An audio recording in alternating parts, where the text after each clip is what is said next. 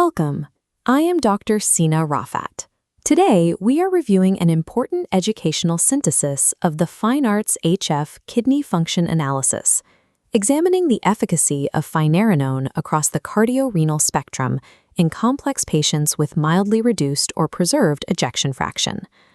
Heart failure and chronic kidney disease are frequently treated as separate conditions. In clinical reality, they intersect, creating a complex and highly volatile cardiorenal overlap. Patients living within this overlap experience an exponentially higher burden of systemic congestion. Their readmission and cardiovascular mortality rates far exceed the risks associated with either condition in isolation. Yet, when treating this exact population, clinicians frequently hesitate. The presence of renal impairment immediately triggers a defensive reflex, driven by the fear of rising creatinine levels and hyperkalemia. This reflex creates what we call the therapeutic hesitation loop. As estimated glomerular filtration rate declines or potassium levels fluctuate, the immediate clinical response is often dose reduction, delaying or entirely withholding disease-modifying therapies like mineralocorticoid receptor antagonists. This creates a clinical paradox. The biological markers of high risk are the same indicators currently used to justify withdrawing therapy.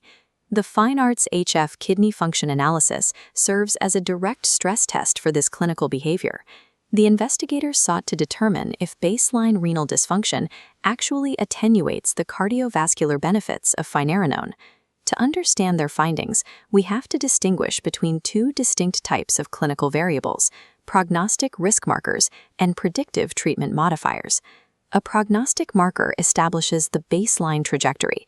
It tells you that a patient will experience higher event rates regardless of which intervention is applied. A predictive marker, by strict contrast, identifies whether a patient possesses the capacity to biologically respond to a specific therapy. The data from FINEARTS-HF clarifies this distinction for Finerenone. In HFmrEF and HFpEF, chronic kidney disease aggressively amplifies prognostic risk, but it does not blunt the predictive therapeutic efficacy of the drug. To accurately map true cardiorenal risk, the investigators utilized a dual-axis stratification methodology. This grid represents that framework. On the x-axis, we have eGFR, our primary metric for the mechanical decline in glomerular filtration. On the y-axis, we have UACR, representing albuminuric vascular injury. While these axes overlap, they represent distinct pathophysiologic domains, resulting in a wide, heterogeneous distribution of cardiorenal vulnerability. Relying on either metric in isolation fails to capture the comprehensive risk profile of the patient. Therefore, any valid assessment of Finererone's efficacy requires proving its benefit across both the mechanical failure of filtration and the biological signal of vascular injury. To test this, the investigators measured the drug's impact on the trial's primary composite endpoint: total heart failure events and cardiovascular death. This chart shows the point estimates and confidence intervals for the primary composite endpoint across eGFR subgroups.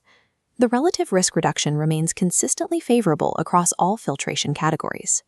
Switching to UACR, we evaluate performance against progressive albuminuric vascular injury. Again, the point estimates cluster on the side of benefit.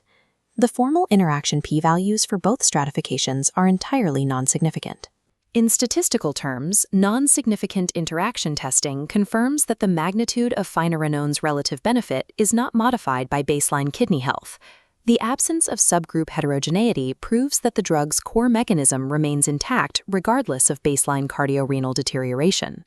A consistent relative risk reduction is mathematically important, but we have to translate that into the actual number of events prevented at the bedside. The top half shows what we just established.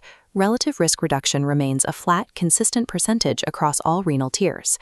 The bottom half displays prognostic reality. Lower eGFR tier patients suffer an exponentially higher baseline incidence of events. When we combine these realities, applying the exact same percentage of risk reduction to a far larger pool of baseline events prevents a greater total number of outcomes.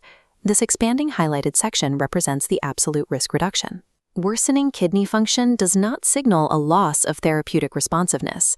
It identifies the exact population that stands to gain the largest absolute cardiovascular benefit. The absolute benefits observed in these lower renal tiers were achieved without inducing unacceptable adverse events. How the investigators accomplished this is critical. The trial protocol explicitly rejected a rigid, universal dosing strategy. This flow diagram outlines the kidney-adjusted protocol. Patients with an eGFR above 60 received a standard starting dose, while those below 60 were routed to a lower, conservative starting dose. Dose selection anchored to kidney function is the hallmark of rational cardiorenal management. It is a necessary safety protocol, not an indicator of therapeutic futility. The clinical success observed in the severe CKD tiers is entirely dependent on this disciplined, individualized approach to dose titration. Subgroup consistency in a controlled trial provides a strong mandate, but it does not erase the real-world complexity we face at the bedside. We must acknowledge the boundary conditions of this specific trial data. The trial protocol excluded specific, highly fragile clinical phenotypes. Patients with advanced CKD, highly unstable renal trajectories, and high-risk recurrent hyperkalemia were not represented here.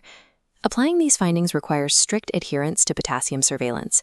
It is an absolute prerequisite for safely capturing the absolute benefits we've discussed.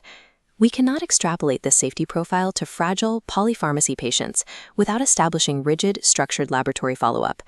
The presence of chronic kidney disease demands heightened clinical vigilance and infrastructure, but it must not be used as an excuse for therapeutic nihilism. This brings us back to the therapeutic hesitation loop. We can replace therapeutic omission with vigilant optimization and surveillance, guided by 3 clinical axioms. First, eGFR and albuminuria must be interpreted together. Relying on filtration alone fails to fully phenotype cardiorenal risk in HFmrEF and HFpEF. Second, baseline kidney dysfunction amplifies prognostic risk, but Finerenone preserves predictive efficacy. Third, dose adjustment and structured monitoring are the mechanisms that permit these absolute risk reductions in sicker patients. A stable relative effect observed within a high-risk cardiorenal population ultimately justifies taking action and overcoming the historical boundaries of therapeutic inertia. In the management of mildly reduced or preserved ejection fraction, concurrent chronic kidney disease represents the ultimate clinical mandate for optimized therapy.